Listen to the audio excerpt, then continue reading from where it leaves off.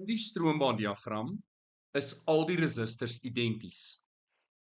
Ignoreer die interne weerstand van die sel. Watter voltmeter sal die hoogste lesing hê wanneer skakelaar S gesluit word? Die korrekte antwoord is voltmeter V1. Kom ons begin deur te kyk na voltmeters V2, V3 en V4. As ons net fokus en ons kyk na die linkerkant van hierdie voltmeters en ek kyk letterlik net na die pad van my verbindingsdrade, wat sien jy? Hulle is almal aan mekaar verbind sonder dat daar enige weerstande tussen hulle is. En as ons dan gaan na die regterkant, dan sien jy presies dieselfde.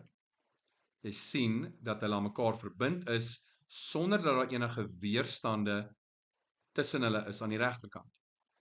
So, in 'n parallelskakeling weet jy dat V2, V3 en V4 se lesings identies gaan wees. En logies is die antwoord dan V1, want 3 lesings is dieselfde, V1 is die enigste unieke lesing. Nou, kom ons maak vir onsself die lewe baie eenvoudig. Kom ons sê, daai weerstand is 2 ohm, 2 ohm en 2 ohm. Hierdie wat in parallel is met ons maklike effektiewe weerstandberekening, vat 2 ohm en deel deur 2, effektief 1 ohm. So wat is ons totale weerstand? Dit gaan wees die 2 ohm plus die 1 ohm, dis met ander woorde 3 ohm. En kom ons sê die EMK is 12 volt. Nou, wat gaan my I totaal dan wees? Dit is die V totaal op my R totaal. Wat is V totaal? Dis 12, R totaal is 3, dit gee vir ons 4 ampere. En nou kan ons net ons voltmeterlesings gaan bereken. Hier gaan dit wees I maal met R, en wat is I? Dit is 4 ampere, maal met die weerstand, wat 2 ohm is, met ander woorde 8 volt. En V2, V3, V4, wat gaan hier gebeur?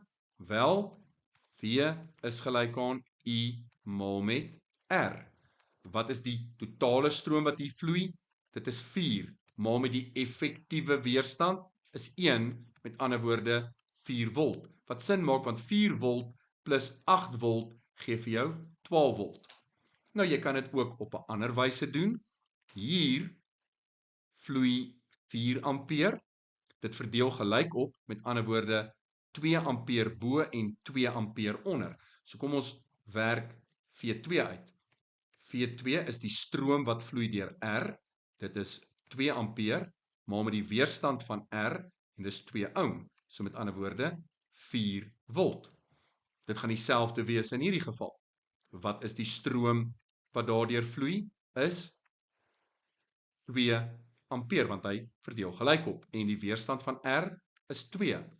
2 maal 2 is 4 volt. So, hoe jy dit ook al wou bereken, jy kan dit ook fundamenteel bereken. Ek het sommer net gevoel, ek wil hierdie keer dit sommer vinnig doen met werklike getalle, wat ek denkbeeldig net invervang, maar die lank en die kort is, die voltmeterlesing op V1 gaan dubbeld wees, die op V2, V3 en V4, en V2, V3 en V4 is identies, want dit is voltmeters wat geskakel is in parallel oor dieselfde parallelskakeling.